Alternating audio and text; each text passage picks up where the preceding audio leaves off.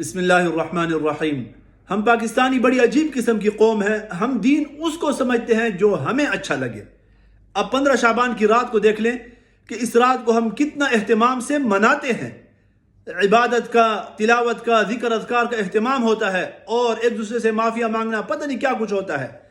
لیکن ٹھیک 15 دن کے بعد جب رمضان مبارک کا رحمتوں والا مہینہ شروع ہوتا ہے، جس کی ہر رات کے بارے میں نبی کریم صلی اللہ علیہ وسلم نے ارشاد فرمایا، من قام رمضان ایمانا واحتسابا غفر له ما تقدم من ذنبه، کہ جو بھی رمضان کی راتوں کو قیام کرتا ہے، عبادت کرتا ہے، اللہ رب العزت اس کے اگلے پچھلے سارے گناہ معاف فرما دیتے ہیں۔